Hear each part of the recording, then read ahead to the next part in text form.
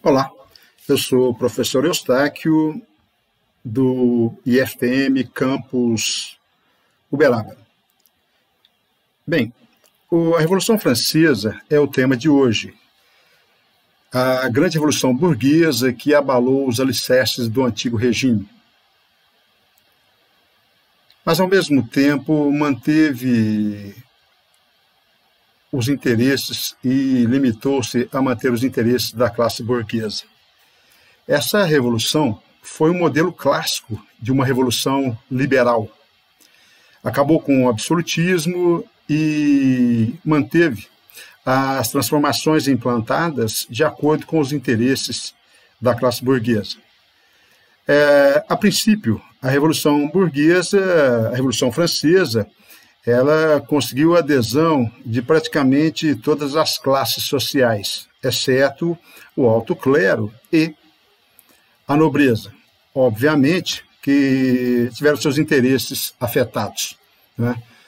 Ao mesmo tempo que ela acabou com os pilares do antigo regime, ela acabou, né, ao final, em 1799, né, implantando os projetos de uma sociedade nova, né? E foi tão importante que marcou, né, pelo menos para a história ocidental, o fim da Idade Moderna e o início da Idade Contemporânea.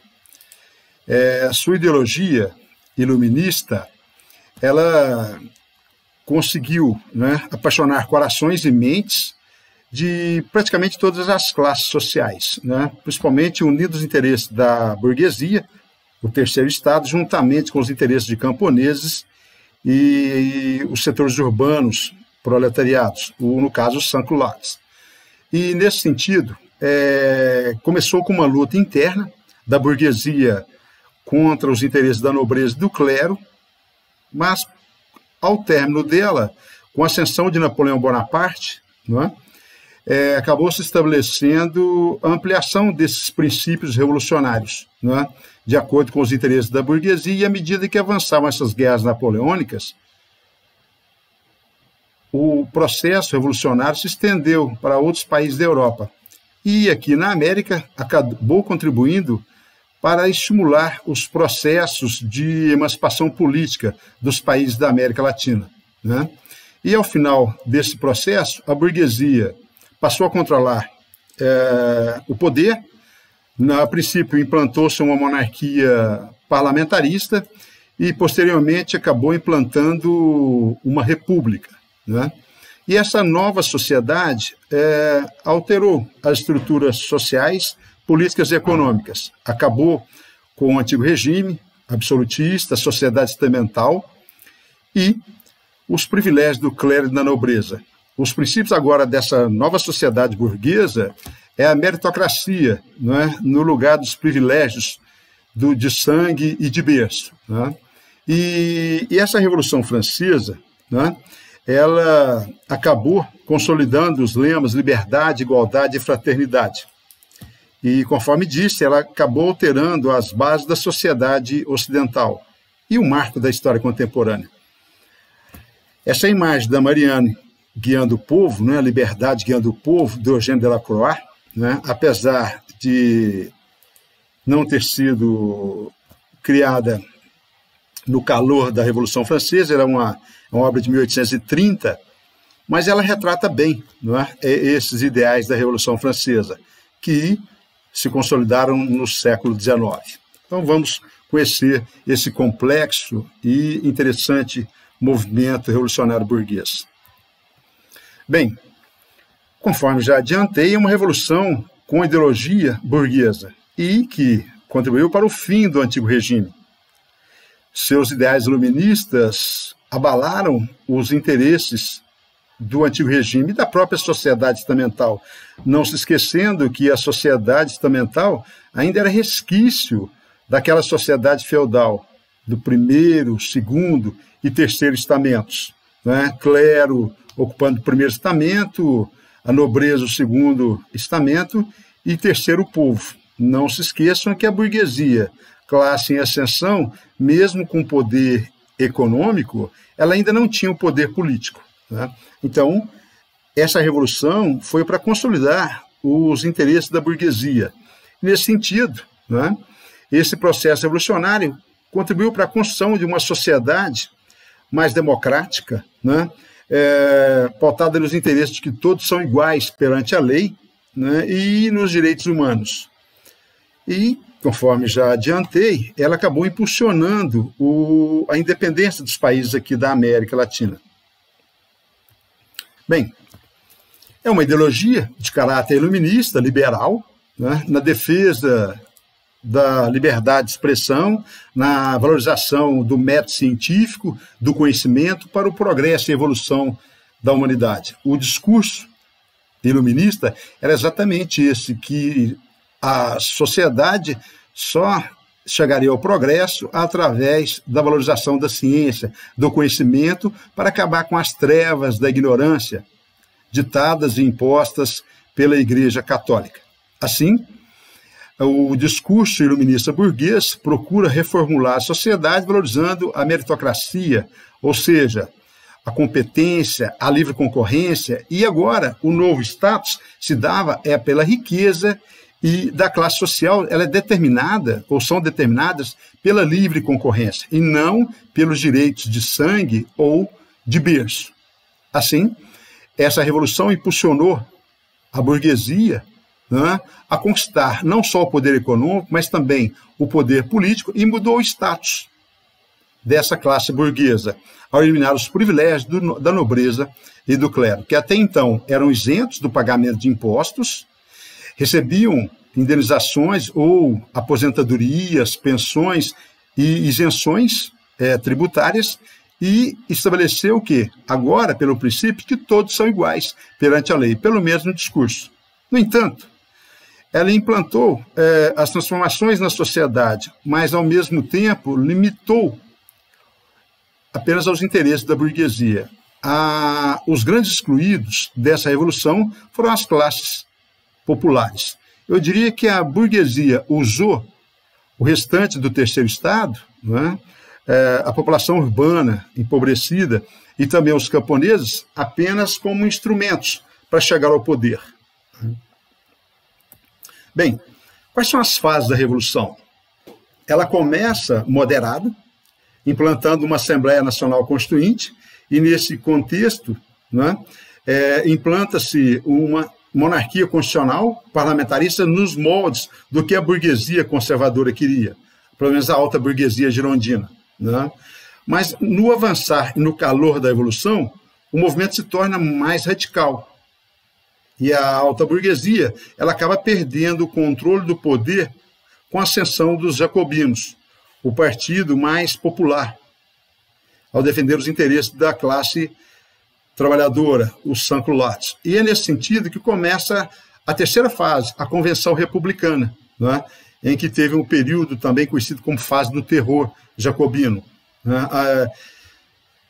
E nesse sentido, a quarta fase é a fase quando os setores populares perdem o poder, os jacobinos perdem o poder, quando o próprio Robespierre é mandado para a guilhotina, né, o líder do Partido Jacobino, e nesse contexto, né, a alta burguesia volta ao poder. Os girondinos passam a controlar de novo o poder, né, na fase do diretório.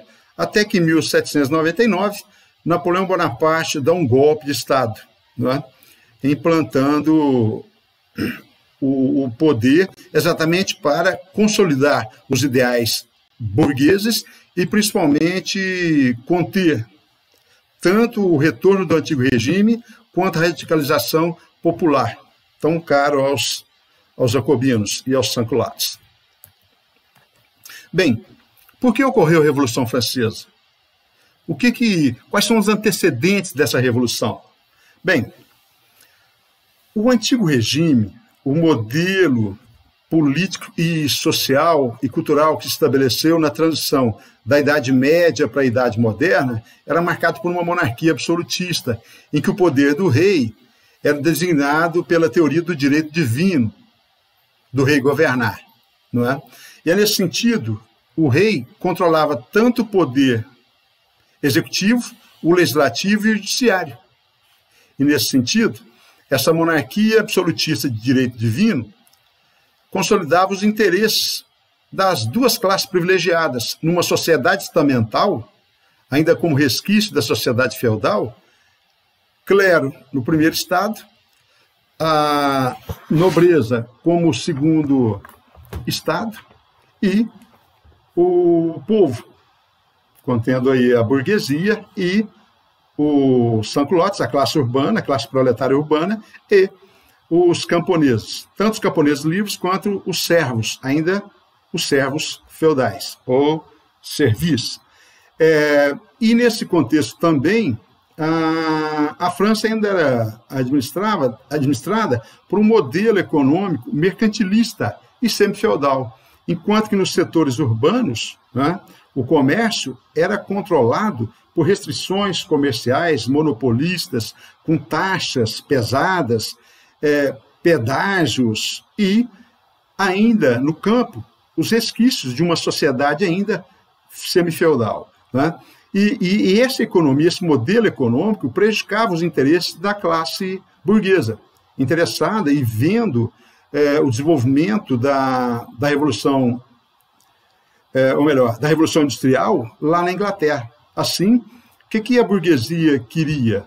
A implantação de uma monarquia parlamentarista onde ela tivesse o poder político.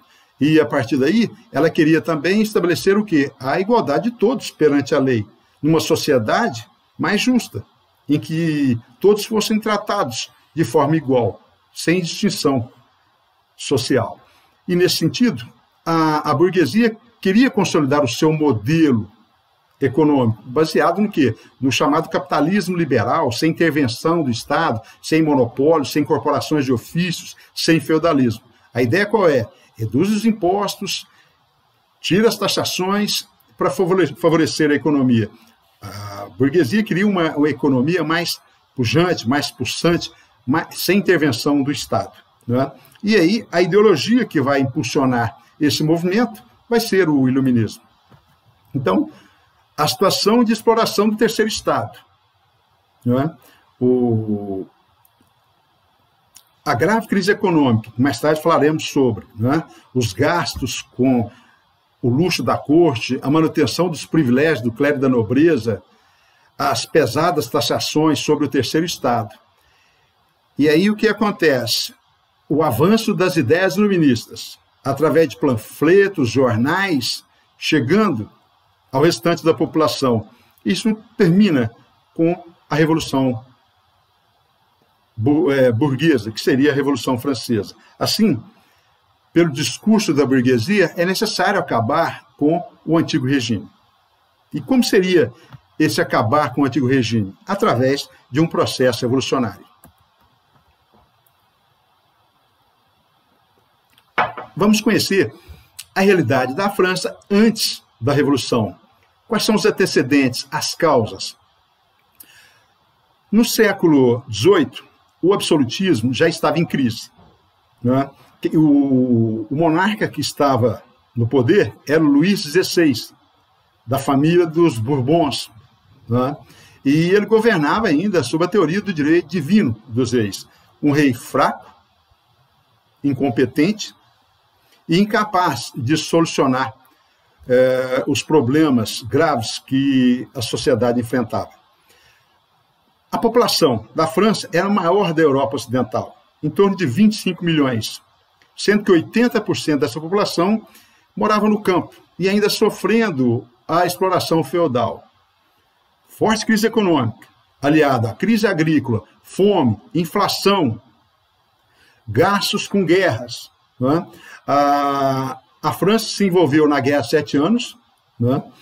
Ela perdeu essa guerra de 7 anos, de 1756 a 1763, ela começou na Europa, se estende para a América, e a França perde essa guerra, né? Se não bastasse a derrota, os gastos exorbitantes com o conflito, perde territórios, né? Perde colônias, e, em contrapartida, até como revanchismo, a França vai ajudar as 13 colônias a conquistarem a sua independência, né? E essa contribuição financeira, com armas, com soldados, que a França deu aos Estados Unidos, né, as antigas 13 colônias, não trouxeram vantagens econômicas. Pelo contrário, gastos e desgastes. Aliada à dívida externa alta, déficit na balança comercial, ou seja, ela importava mais e exportava menos. A consequência disso, não é? A inflação alta, o custo de vida altíssimo, a desvalorização da moeda constante, o franco, antes até. E outra, os gastos com a corte, festas luxuosas, uma nobreza parasitária que vivia às custas do terceiro Estado. É essa situação que abala os alicerces do antigo regime.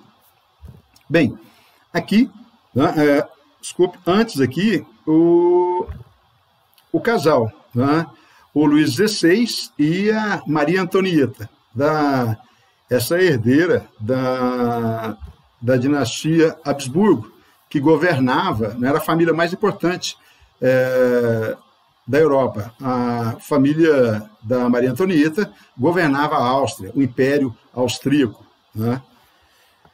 Bem, Palácio de Versalhes, construído na época do Luís XIV, ela demonstrava toda a suntuosidade, todo o luxo, toda a exuberância da corte francesa. E quando, lá ainda no século XVII, a França era a maior potência, tudo bem. Não é? Olha a exuberância desse palácio, olha os jardins do palácio, olha a suntuosidade, o luxo do Palácio dos Espelhos. Né? Enfim, mas já no século XVIII, os tempos eram outros. Né? E já não dava mais, né? E principalmente, né? Além desses gastos, com essa nobreza parasitária, né? Um governante, já o Luís XVI, incompetente, incapaz de entender a necessidade de reformular, né? Arraigado ainda aos interesses da nobreza e do clero. Né? Ele não foi capaz de modernizar o país e conciliar com os interesses da burguesia. Bem, conforme já adiantei, a França ainda vivia numa sociedade estamental, né? Com uma sociedade estática, sem mobilidade social, extremamente desigual. E esse primeiro Estado, né, não se esqueçam, né, os homens da igreja eram divididos em dois grupos, o alto clero, né, bispos, arcebispos, e o baixo clero. O alto clero, né, vindo do terceiro Estado, o alto clero vindo do segundo Estado, né, e o baixo clero vindo das classes populares, ou seja, o terceiro Estado. Esse grupo privilegiado representava apenas 1% da população, com privilégios, isenção de impostos e favores, né, do Estado. Enquanto isso, né, o segundo Estado, o segundo estamento, a segunda ordem, a nobreza, 2% da população. E aí vivendo de quê? Dos impostos feudais, proprietária de terras, né? Essa nobreza é dividida entre a nobreza cortesã, a nobreza provinciana, né? A nobreza cortesã é aquela que vivia, em torno de 4.000 pessoas que viviam em torno da corte de Luís XVI. A nobreza provinciana, a proprietária das terras dos feudos, a nobreza feudal provinciana, e a nobreza de toga, que seria a classe burguesa buscando ascensão social, passava a comprar títulos de nobreza, né? Ocupando cargos na corte, né? Vivendo no luxo, na abundância, na riqueza, em festas majestosas e vivendo principalmente no ócio, ou seja, sem fazer nada, vivendo às custas do terceiro Estado. Tanto o primeiro quanto o segundo estados tinham o privilégio de não pagar os impostos. Enquanto isso, o terceiro Estado, a massa da população, 97%, quem era? A burguesia, comerciantes, industriais, banqueiros, pagando altos impostos. Os sans-culottes, os artesãos urbanos, a classe popular, né, que vai ser o combustível, a combustão para a Revolução, e a classe camponesa, 80% da população vivendo na extrema miséria. Dentre esses camponeses, alguns setores livres e outros ainda amarrados às obrigações feudais. Essa era a realidade do país em pleno século XVIII. Nessas duas imagens, temos aqui, nessa de baixo, né, é bastante ilustrativa, o terceiro estado carregando o segundo e o primeiro estado, ou seja, a classe povo carregando o clero e a nobreza. Bem, aqui, conforme eu disse, o setor que vai impulsionar, né, que vai radicalizar a Revolução, os sans-culottes. Quem eram esses sans-culottes? Trabalhadores urbanos, desempregados, artesãos, enfim, que moravam na periferia, nos arredores de Paris. E por que o nome sans-culottes? Ou seja, sem as roupas da nobreza. Vestiam, né, uma roupa bem rústica, bem simples, e um barrete frígio, né, na cabeça. Bem, então, continuando com as causas. Conhecemos a estrutura política, a estrutura social, vamos entender agora a estrutura econômica. Como estava a França um pouco antes da Revolução, um pouco antes de 1789. Bem, forte crise econômica, instabilidade econômica. A Inglaterra, nesse mesmo período, século XVIII, estava passando pelo processo da Revolução Industrial. A burguesia inglesa já havia consolidado o poder, implantando uma monarquia parlamentarista, lá com a Revolução Gloriosa. Enquanto isso, né, a França ainda marcada pelo mercantilismo e pelo feudalismo, né, cheio de entraves, né, e que prejudicava o desenvolvimento do país. Então, sofria concorrência inglesa, os produtos ingleses, gastos excessivos com as guerras, Guerra de 7 Anos, Guerra de Independência dos Estados Unidos, que não traziam nada de vantagens, pelo contrário, só gastos. Uma corte que vivia no luxo, na ostentação e no ócio. O terceiro estado, sobrecarregado com o pagamento de altos impostos, uma tributação injusta, exatamente porque quem podia pagar mais não pagava, o clero e nobreza eram isentos, dívida externa, déficit na balança comercial e as crises nas colheitas, anos de seca, ora inundações, e principalmente não se esqueçam que a maioria da população ainda vivia no feudalismo. E o feudalismo era pouco produtivo. Não era interessante para o servo produzir muito, porque ele não ficava com o produto do seu trabalho. Ele tinha que pagar a corvéia, a talha, o dízimo, né? Enfim, esses impostos feudais.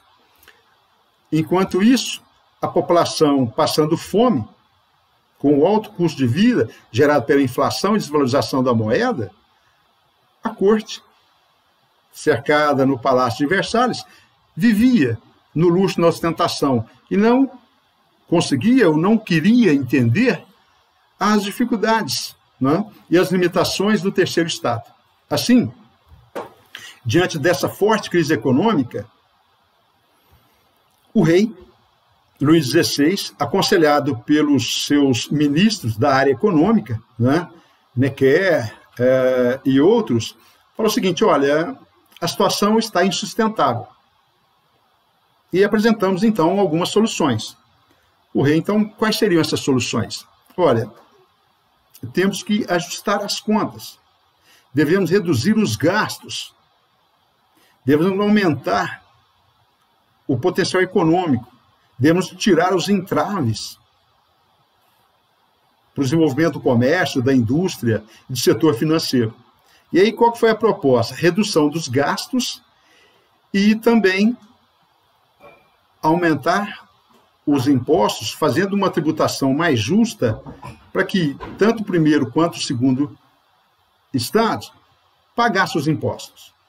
E aí, o que acontece? A sugestão foi levada ao rei, o rei apresentou aos seus notáveis, aos seus conselheiros, todos da nobreza e do clero, E eles não aceitaram reduzir seus privilégios, óbvio, não aceitaram reduzir seus privilégios, não foram capazes de entender a necessidade de fazer e implantar essas reformas. Ou seja, estavam no privilégio e não aceitavam perder esses privilégios.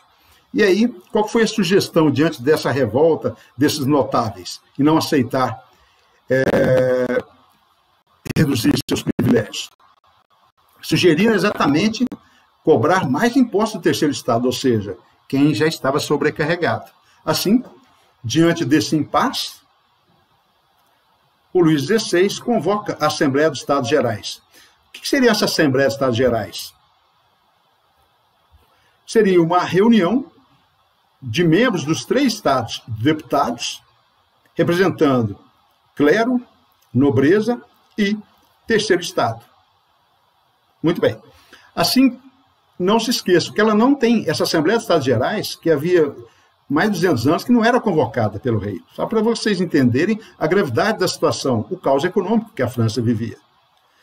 E na abertura da Assembleia dos Estados Gerais, em 1789, o Luís XVI estava presente e, olha, não queremos reformas profundas, quero apenas sugestões para resolver os problemas do déficit público e a questão da tributação, apenas isso.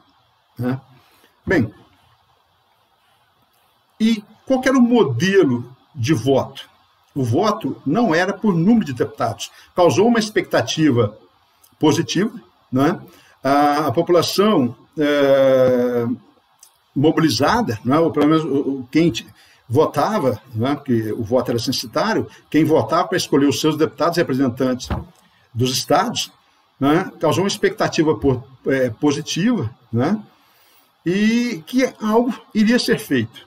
Né? Mas no dia da abertura o rei já deixou bem claro, não quero reformas profundas, queremos apenas resolver e queremos sugestões, apenas sugestões para resolver o déficit e a questão dos tributos. Bem, aqui as imagens da Assembleia dos Estados Gerais, e aqui, durante a votação, né, houve uma divergência, houve um impasse. Né? Por quê? O voto, apesar dos deputados do terceiro estado fossem maioria, mas o voto não era por cabeça, não era por deputado, cada deputado um voto. O voto era por estamento. Clero, deputados do clero tinham um voto, deputados da nobreza um voto e deputados do povo um voto. Ou seja, apesar da maioria dos deputados representantes do povo, eles não conseguiam ter maioria. Por quê? Porque clero e nobreza se juntavam dando 2 votos contra um do terceiro estado. E aí acabou gerando esse impasse. Apesar dos deputados do terceiro estado representarem 96% da população, né, eles não conseguiam fazer as reformas, porque clero e nobreza, com os interesses afins, querendo manter seus privilégios, né, não aceitavam as mudanças. E assim, os representantes do terceiro estado, né, se revoltam e proclamam-se em Assembleia Nacional, ou seja, reunidos como representantes da nação para elaborar um novo documento. E aí a situação foge ao controle, tanto do Luís XVI quanto do próprio deputados do primeiro e do segundo estado.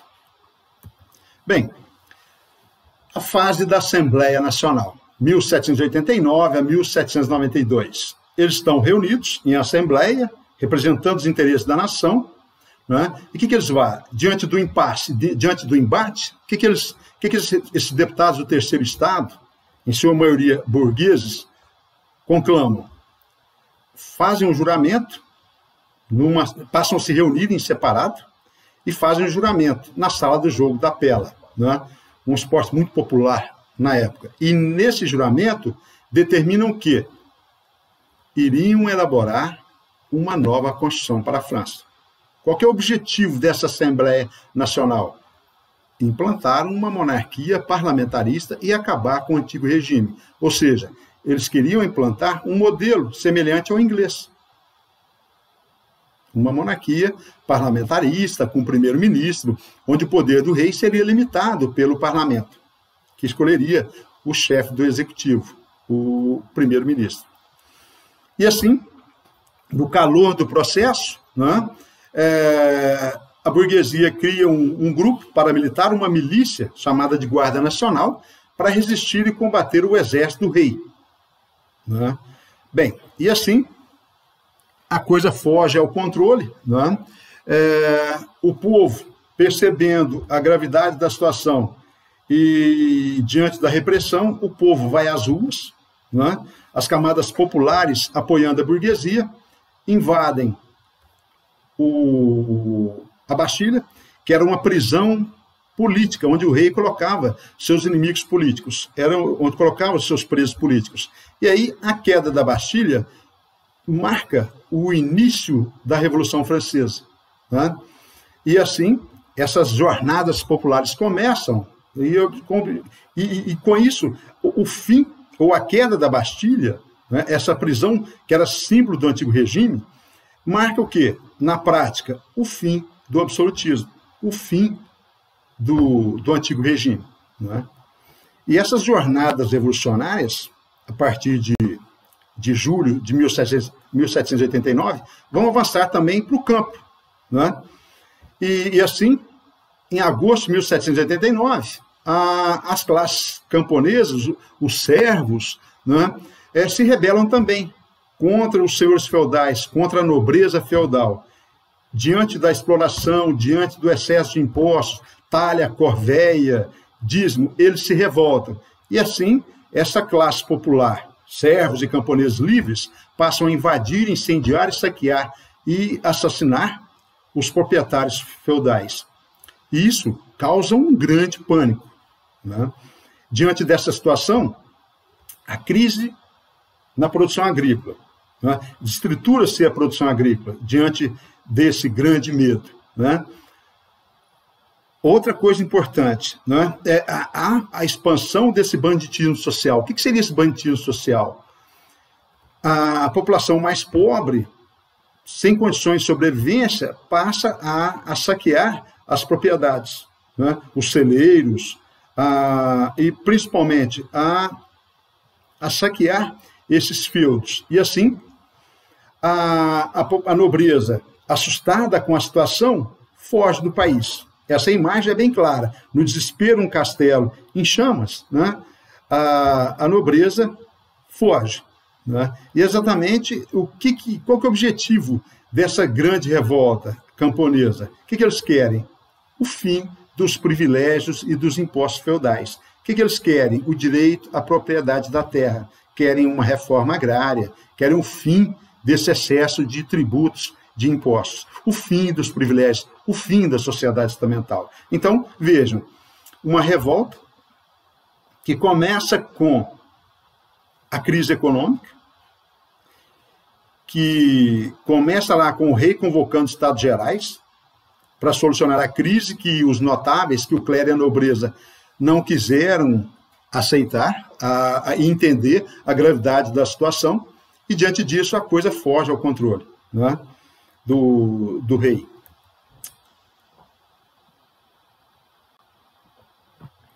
Em 1789, exatamente em outubro, vai acontecer a famosa Marcha das Mulheres a Versalhes, onde ficava o Palácio de Versalhes, a sede, a residência oficial do Luís XVI. Essa jornada das mulheres, essa marcha feminina, qual a causa dela? A fome. O preço abusivo dos alimentos, gêneros de primeira necessidade, a falta de comida, a fome, né, dessas classes populares, tanto as classes camponesas, principalmente as classes urbanas. Né? Com a inflação, o preço dos alimentos subiu muito. E assim, essas mulheres ganharam o apoio das classes populares urbanas e aí passaram a exigir o quê? A implantação de reformas políticas mais liberais, consolidando o capitalismo liberal e a implantação de uma monarquia constitucional parlamentarista. Então, vejam, a burguesia conduzindo essas classes populares, né, essas classes populares vão servir de instrumento para a burguesia chegar ao poder. A consequência dessas jornadas de outubro, dessa marcha das mulheres, foi que o rei, sitiado, né, ele foi obrigado a reconhecer que a França estava em Assembleia Nacional Constituinte.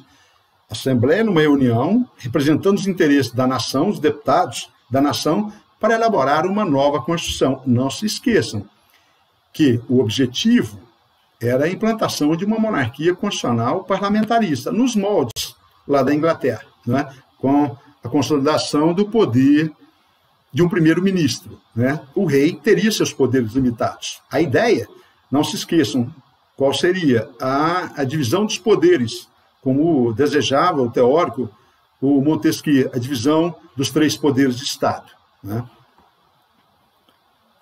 Bem, ainda nessa fase da Assembleia Nacional, em agosto de 1789, fica pronto o documento, né? Inspirado em ideologia iluminista, que é um dos maiores manifestos da burguesia, a Declaração Universal dos Direitos do Homem e do Cidadão. Não se esqueçam, é uma ideologia burguesa, né? Vejam que é Declaração Universal para todos, do homem e do cidadão. Exclui as mulheres e as classes populares. E as classes populares, não se esqueçam, elas foram o combustível, foram a massa de manobra para a burguesia implantar o seu poder. Assim, o início do documento começa com a frase: todos os homens nascem e permanecem livres e iguais em direitos. Igualdade jurídica, ou seja, todos são iguais perante a lei, independente de nascer num berço de nobres ou um berço de pobres, né? Direito à propriedade privada e resistência aos opressores e à tirania. Esses são os ideais iluministas, tão caros à burguesia, né? Essa ideia de que todos os cidadãos são ou devem ser tratados de forma igual pela lei, que todos têm direitos a resistir contra os governos opressores, contra os ditadores, são os ideais do John Locke, um dos idealizadores primeiros do iluminismo, né, que foi contemporâneo da Revolução Gloriosa lá na Inglaterra, onde se implantou a monarquia parlamentarista. Assim, todo cidadão tem direito à liberdade. Liberdade de quê? De expressão, de escolher sua religião, de escolher seus representantes, direito à propriedade privada e à igualdade de todos perante a lei.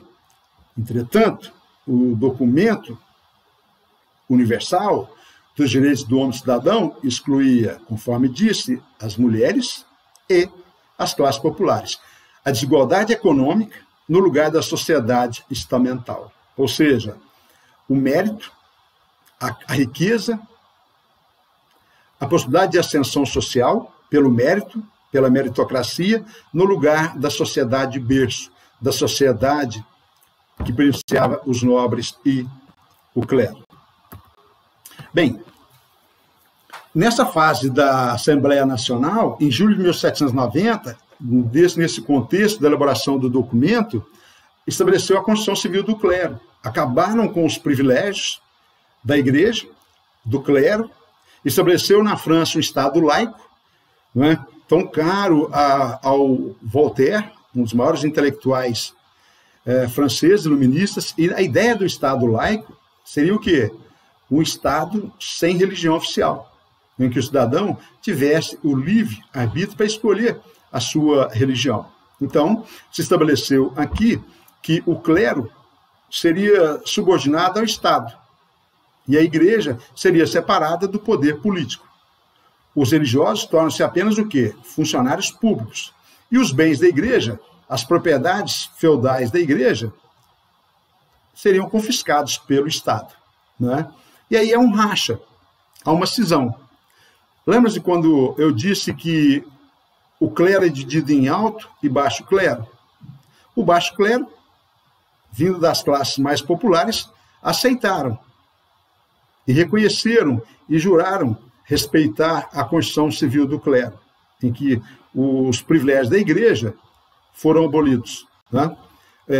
E assim, os rebeldes da igreja, o chamado alto clero, tornaram-se os refratários, ou seja, não aceitaram assinar o documento. O próprio Papa não aceitou o documento, né? E assim, tanto os nobres, fugindo do grande medo, fugindo das revoltas camponesas, quanto o próprio clero, o alto clero, eles vão fugir para a Áustria e para a Prússia. Prússia é hoje a Alemanha. E assim, esses emigrados, né, clero e nobres, que perderam seus privilégios, vão fugir para esses países absolutistas, Áustria e Prússia, e do exterior vão articular a contra-revolução, ou seja, para restaurar o antigo regime absolutista e os privilégios da sociedade estamental. Bem, ainda nessa fase inicial da Assembleia Nacional, em setembro de 1791, ficou pronta a primeira Constituição francesa, a Carta Magna, que até então a França era governada por uma monarquia absolutista de direito divino. Não tinha uma Constituição, né? O poder do rei era a lei. E essa Constituição, ela tem ideais burgueses, né? E aquele documento, da Declaração dos Direitos do Homem e do Cidadão, inspirado nos ideais iluministas, é incorporada ao documento, né? E assim, a França se torna uma monarquia constitucional, o poder do rei passa a ser limitado pelo parlamento, né? E esse parlamento é que vai escolher entre os líderes, né, quem vai ser o primeiro-ministro, ou seja, o representante do poder executivo, né? Enquanto que o rei torna-se apenas um chefe de Estado, representando os interesses, ou melhor, ele é chefe de Estado, vai cuidar da política externa. Então, vejam que nessa monarquia constitucional, o poder do rei vai ser dividido com o primeiro-ministro. Há uma divisão dos poderes de Estado.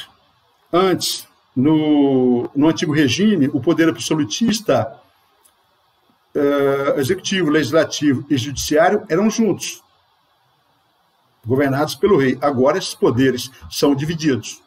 O executivo governa, o legislativo, que são os deputados do parlamento, legislam e fiscalizam o executivo, e o judiciário executa as leis, faz cumprir as leis. Esses poderes agora são divididos. Esses poderes devem ser autônomos, soberanos e independentes. Acabou com o absolutismo, com a sociedade estamental e com o próprio sistema feudal. Estabelece também agora que todos são iguais perante a lei, a chamada igualdade civil. E assim, termina-se com os privilégios do clero e da nobreza. Incorpora também aquele documento, né, a Constituição Civil do Clero, ao estabelecer o Estado laico. A Igreja não interfere mais nos assuntos políticos, né? Se estabelece agora a liberdade religiosa e ao limite do documento. Estabeleceu o voto masculino, exclui a mulher. E o voto censitário, estabelece também o voto censitário, ou seja, para ser eleitor, somente o eleitor ativo, aquele proprietário de terra, aquele que tem renda. As classes populares foram excluídas desse documento. Pelo voto censitário, só vota quem tem riquezas, quem tem patrimônio, quem tem propriedades. Vejam que é um movimento, ou melhor, é um documento burguês, exclui a massa da população. Então, além desse limite, outro detalhe, a escravidão nas colônias foram mantidas, para não prejudicar os interesses dos latifundiários, né, nas colônias. E até mesmo para não afetar a produção, né, principalmente no Haiti, que era, na época, a principal colônia francesa aqui na América Central. E, ao mesmo tempo, pela lei Chapelier, estabeleceu que os trabalhadores estariam proibidos de fazer greves e proibidos também de organizarem-se em sindicatos para proteger seus interesses. Então, vejam, o documento é burguês, mas ele não beneficia as classes populares. Vejam que a burguesia utilizou-se como massa de manobra as classes populares, mas ela, ao elaborar o documento, exclui as classes populares, né? O movimento, ele muda a ótica. Os privilégios de berço, de sangue, passam a ser substituídos agora pelo mérito, pela riqueza, pelo status da meritocracia. Bem, ainda nessa fase inicial, agora uma monarquia constitucional parlamentarista, tem um parlamento, né, os deputados eleitos, né, pelo voto censitário, ou seja, por quem tem renda, por quem tem propriedade, divide-se em 3 grandes grupos, esses partidos, esses agrupamentos políticos. Os girondinos, a direita, é um grupo mais moderado, representando os interesses da alta burguesia, comercial e industrial. Eles não querem que a revolução avance para as classes populares. Para esses girondinos, o modelo que se consolida, a monarquia parlamentarista, está ótimo e que coloca fim à revolução, né?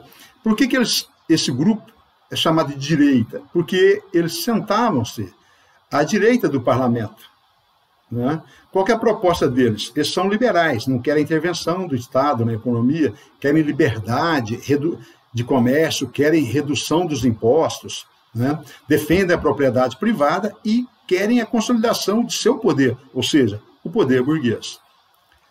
Por outro lado, o grupo mais radical, o grupo mais popular, os jacobinos, né?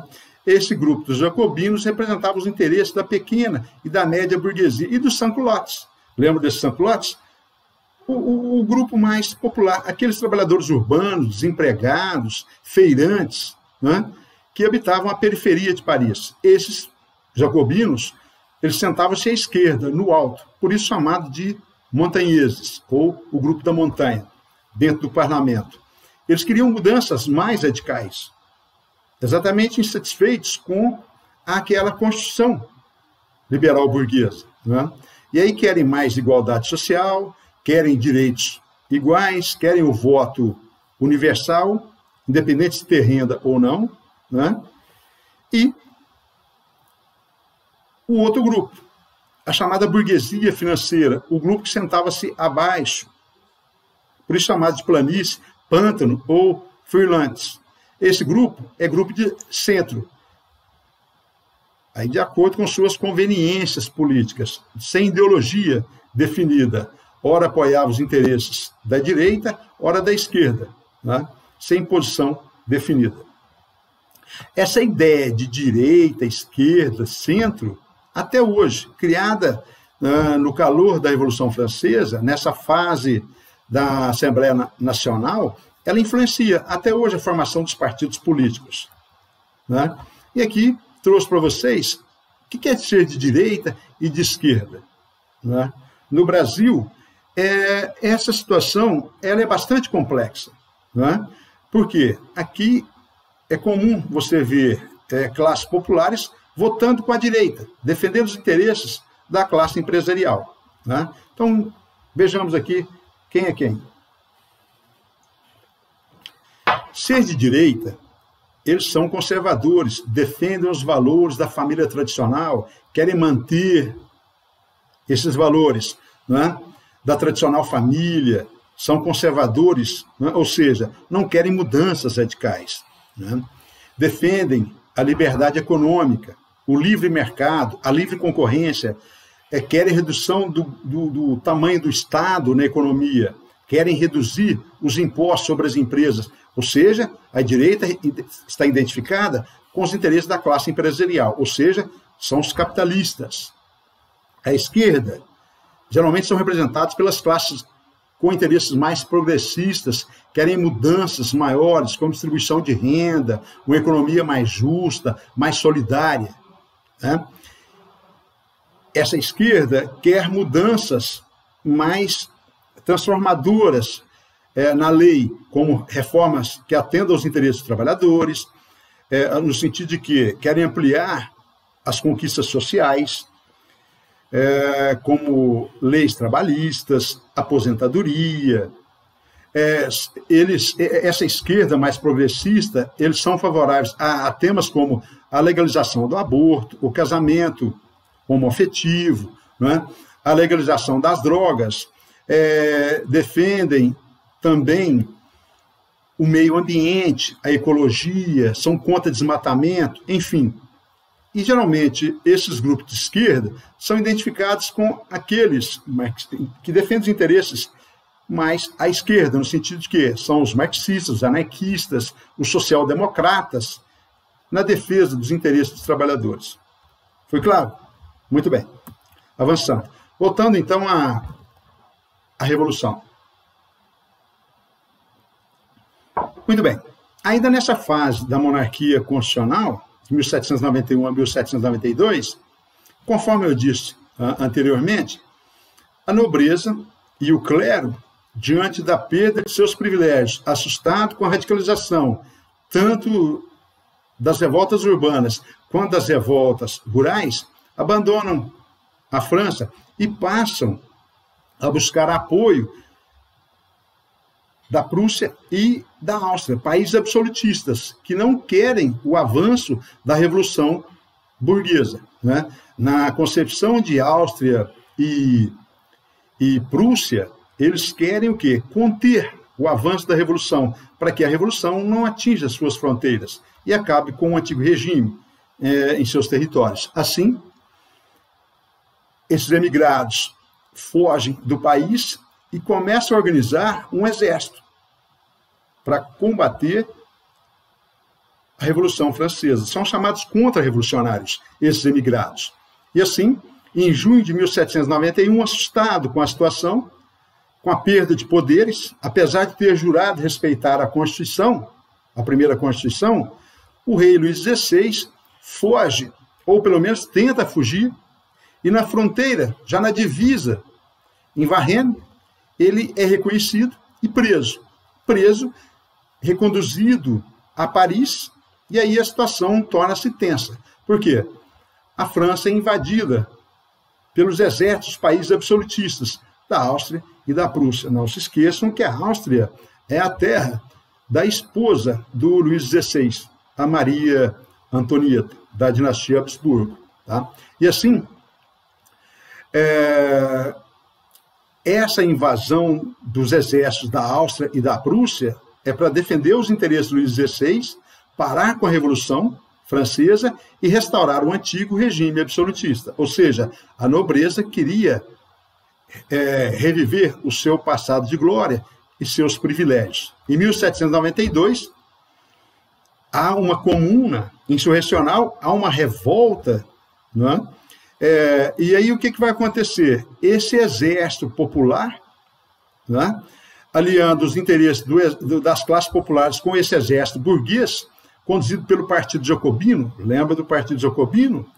Retornando aqui, aquele grupo da montanha, aquele grupo que defendia os interesses da pequena e média burguesia de São-Clotes, esses jacobinos, aquele partido à esquerda, aquele partido mais popular, ele forma um exército revolucionário, exatamente com o objetivo de quê? De combater esses exércitos absolutistas, que eram aliados do rei. E assim, em 1792, essa comuna insurrecional do exército jacobino, ela consegue derrotar os exércitos absolutistas desses países, Áustria e Prússia, que eram aliados do rei.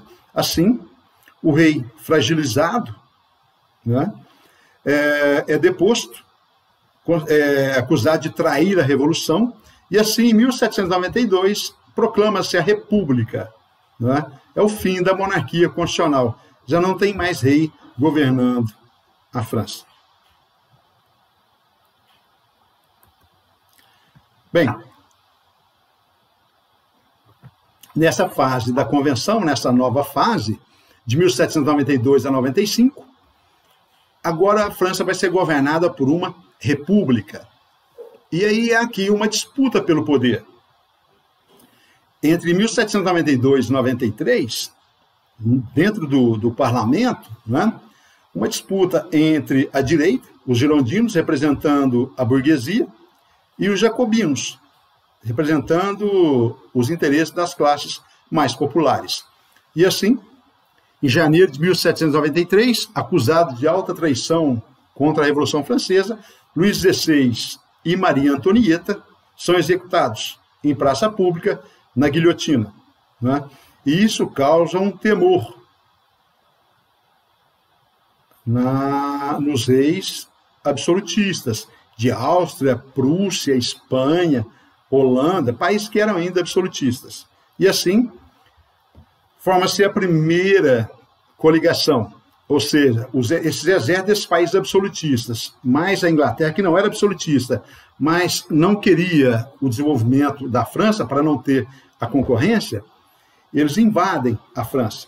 Né? E nesse mesmo ano de 1793, diante da forte crise econômica, os camponeses da região de Vendéia se revoltam contra a Revolução, se revoltam contra o recrutamento obrigatório e a forte crise econômica, a fome, o desemprego, né? Porque a França estava em guerra.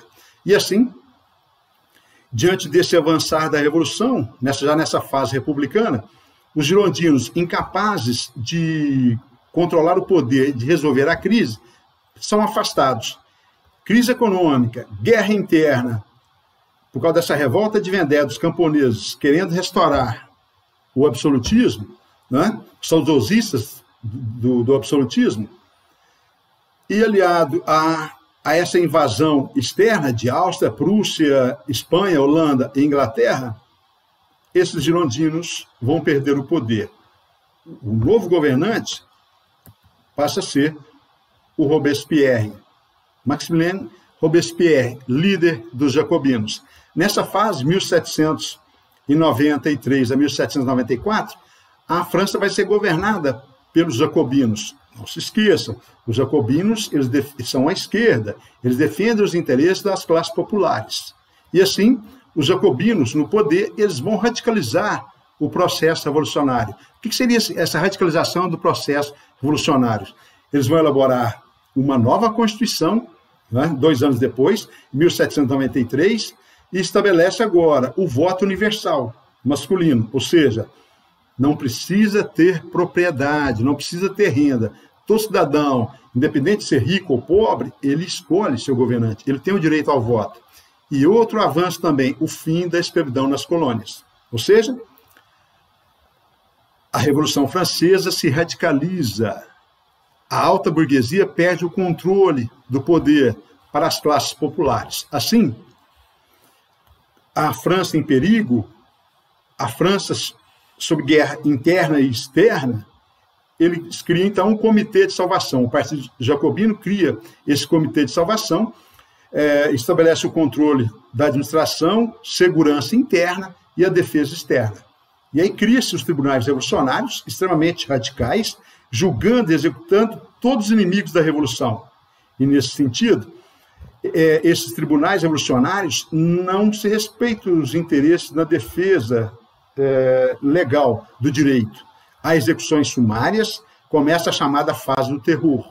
Né? Mais tarde vamos falar mais sobre essa questão. Né? Cria-se agora, nesse ano 1 da Revolução, no ano de 1793, sob o governo de Robespierre, o calendário revolucionário. Aquele calendário juliano, o calendário gregoriano, ainda do Papa Gregório, aquele calendário ainda da Igreja, é substituído por um calendário identificado com a Revolução, né? O calendário ligado às estações do ano, ao período das colheitas, aos interesses dos trabalhadores. Tá? E, nesse sentido, se estabelece também a lei do preço máximo. O que seria isso? Todos os preços dos alimentos seriam tabelados para que os comerciantes não aumentassem, para que os pobres tivessem direito ao acesso básico de se alimentar. Inclusive, comerciante que aumentasse os preços de forma exorbitante seriam condenados à guilhotina. Né? Passou a taxar o imposto sobre as grandes fortunas, ou seja, sobre os mais ricos, estabelece educação pública, laica e gratuita, ou seja, estabelecendo que a educação é o direito de todos, sem privilégios para a classe rica ou pobre, e, principalmente, né, o ensino público para todos. E a Igreja Católica perde seus bens. Ela que já havia começado a perder os bens, esses bens são confiscados, né? O bem daquela nobreza, os chamados emigrados, que traíram a Revolução e fugiram para a Áustria e Prússia para criar um exército contra-revolucionário, o exército dos emigrados. Esses emigrados, esses que fugiram do país, as propriedades, as fazendas, os feudos, né, são vendidos, fazem uma reforma agrária a preços populares, para que a população tivesse acesso à propriedade privada. Muito bem. Percebam que a Revolução radicaliza, esse grupo jacobino faz mudanças populares, melhoram ou tentam melhorar a situação do povo, mas eles radicalizam no processo, né? No sentido de que há uma cisão, há um racha nesse grupo jacobino, né? Há uma radicalização, o Marat, o mais à esquerda, o mais radical, ele quer a ampliação dos direitos populares, ele quer a radicalização, né, o avanço das conquistas populares, enquanto que Danton, né, ele quer que as reformas, né, o outro líder jacobino, esse é a direita, ele quer que as reformas sejam mais moderadas, que pare com o terror. E o líder Robespierre, então, diante desses atritos, né, ele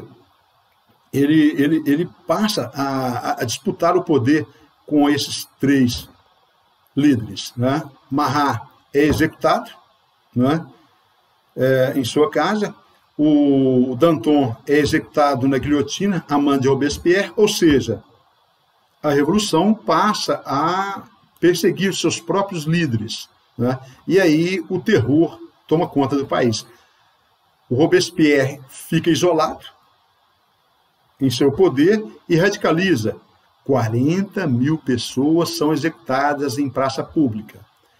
Entre eles, o rei, a rainha, muitos girondinos, muitos membros do Pântano e o próprio Danton, o antigo aliado e agora opositor do Robespierre. Ou seja, os jacobinos começam a se isolar. Cruéis, radicais, sim, mas eles foram importantes para consolidar a Revolução. Implantar as reformas populares, como reforma agrária, como direito ao voto para as classes populares, voto universal, fim da escravidão nas colônias, mas radicalizaram no processo, principalmente com o terror. Essas pessoas eram executadas sem mesmo com o direito de defender-se num tribunal legal. E aí, essa violência exacerbada desgasta o governo de Robespierre, né? E assim, o desgaste de Robespierre, fragilizado pela morte de seus antigos companheiros e pela crise, divergência entre os próprios jacobinos, ele acaba perdendo o poder. Desgastado, ele vai perder o poder. Assim, de 1792 a 1795, nessa fase da Convenção Nacional, nessa fase republicana, né, vai acontecer o golpe do novo termidor, né, o mês do calor, julho, na Europa. E assim, a chamada reação termidoriana. O que foi isso? Um golpe de Estado, feito pela nobreza e pelo clero, conspirando contra os jacobinos. E isso estabelece, a alta burguesia retoma o poder. Os girondinos voltam ao poder. Robespierre, o líder jacobino, o líder popular, é afastado e guilhotinado, né? E é o fim do governo jacobino. Quem volta ao poder? Os girondinos. A direita burguesa volta ao poder, né? E assim, se essa direita volta ao poder, começa agora o chamado governo diretório, a fase final da Revolução. E nessa fase do governo diretório, de 1794 a 1795, nessa convenção termidoriana, o que eles vão fazer? Os girondinos, já que são conservadores, já que são representantes da alta burguesia, eles passam a perseguir, no chamado terror branco, os líderes populares, os líderes jacobinos, né, e as classes populares. A ideia agora é frear o carro da revolução, se possível, colocar marcha ré nessa revolução, para estabelecer uma república que atenda aos interesses dessas classes empresariais. Ou seja, para a burguesia é necessário frear o carro da revolução. É necessário estabelecer o seu poder, consolidar o seu poder. Assim, e como seria esse governo do diretório? 5 diretores, representando os interesses do poder executivo, sobre a presidência do Paul Barras, representante da alta burguesia, representante dos girondinos. Ele que vai estar à frente, junto com os outros assessores. E assim, nessa fase do diretório, é a última fase, é o governo da alta burguesia. Em 1795, se estabelece a terceira Constituição. Essa Constituição estabelece que o poder executivo é exercido por 5 diretores, representando os interesses dos girondinos, a alta burguesia. E, óbvio, se representa os interesses da classe empresarial, as conquistas populares todas foram anuladas. Retorna o voto censitário, ao fim do voto universal. Ou seja, as classes populares perderam o poder. Assim, um governo de direita, nesse governo marcado por corrupção, um governo extremamente impopular, né? Crise econômica, eles não conseguem resolver a crise, né? O país ainda continua ameaçado por guerras, as guerras propostas pelos países absolutistas que não aceitavam a implantação de uma república liberal burguesa, né? Revoltas tanto da população das classes populares, urbanas e rurais, com várias tentativas de golpe de Estado. Tanto é que em 1795, os realistas, os representantes do antigo regime, queriam voltar ao poder, ou seja, queriam voltar a colocar um rei no poder, queriam voltar à monarquia absolutista, à sociedade estamental, aos privilégios do clero e da nobreza. Esse movimento foi reprimido. E em 1796 foi a vez dos jacobinos, a chamada Conjuração dos Iguais, com Graco-Babeuf. Esse Graco-Babeuf, ele é um dos líderes remanescentes, né, dos jacobinos, que ele queria o quê? Voltar com os jacobinos no poder, para consolidar as classes populares no poder. Também executado, também morto em praça pública. E assim, em 1799, já desgastado, já 10 anos de processo revolucionário, essa burguesia precisa de um governo mais forte, capaz de conter as ameaças externas, de Áustria, Prússia, né, e Inglaterra, principalmente, contra as chamadas ameaças internas, né, da nobreza e do clero, e também as ameaças populares dos jacobinos. É assim que começa a se consolidar. Por que não dar o poder a um militar? Assim, gente, nesse momento, uma nova coligação, exército da Prússia, Espanha, Holanda e Itália, né, o reino da Itália, querem o quê? Invadir a França para voltar ao antigo regime. Foi derrotada. E quem se destaca na defesa da França? O grande general Napoleão Bonaparte. Napoleão se destaca com vitórias na Itália, com vitórias no Egito, e assim, na concepção da burguesia, na concepção dos girondinos, somente um líder forte, um líder militar, seria capaz de consolidar os interesses da burguesia. Assim, Napoleão Bonaparte toma o poder, o chamado golpe 18 Brumário, o mês das brumas, né? E assim, Napoleão dá um golpe de Estado, acaba com o governo do diretório e consolida o seu poder. Napoleão é o novo governante, mas vai ser em outro momento, né? Termina a Revolução Francesa e Napoleão é o novo governante. Qual o objetivo dele? Consolidar a Revolução Francesa, consolidar a burguesia no poder e expandir os ideais burgueses para o restante da Europa. Bem, finalizando, qual a importância da Revolução Francesa? Marca o fim do antigo regime na Europa. Leva a burguesia ao poder.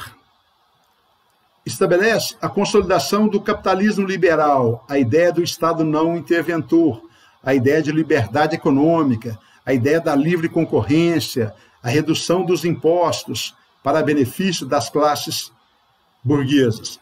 E foi tão importante que essa revolução ela sai das fronteiras da França, se estende para o restante da Europa e chega à América, né? Com os movimentos de independência, tanto no Brasil quanto na América Espanhola e também, por que não dizer, na América Central. E estabelece também o princípio do governo representativo, ou seja, o governante deve atender os interesses da população. O governante não é um representante de Deus aqui na Terra.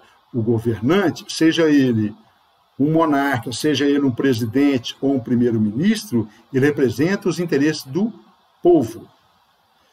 Amplia-se os direitos de cidadania, que todos os cidadãos são, ou pelo menos devem ser tratados como iguais na lei. O individualismo burguês e, principalmente, a defesa dos interesses nacionais. Bem, e assim, a Revolução Francesa, conforme disse lá no início, ela se expande para todo o planeta, ou pelo menos para todo o Ocidente, né? Esses ideais de liberdade, igualdade, fraternidade, liberté, égalité e fraternité, se consolidaram como princípios universais, inspiraram os movimentos de independência e de libertação das antigas metrópoles, como Portugal e Espanha, né? E assim, a Revolução Francesa também contribuiu para a ampliação das chamadas democracias burguesas, pautadas nos direitos humanos, mas ela tem limitações, né? Aquele discurso iluminista de que o iluminismo levaria o progresso, a ciência, o conhecimento, a liberdade, e acabaria com as desigualdades, né? Ela não cumpriu completamente o seu papel, né? Vimos que a burguesia chegou ao poder, consolidou o capitalismo, consolidou a Revolução Industrial, mas não distribuiu de forma igualitária. Os cidadãos não são tratados de forma igual perante a lei. Deveriam, né? Ou seja, a teoria não se coadunou na prática. É isso. Um abraço.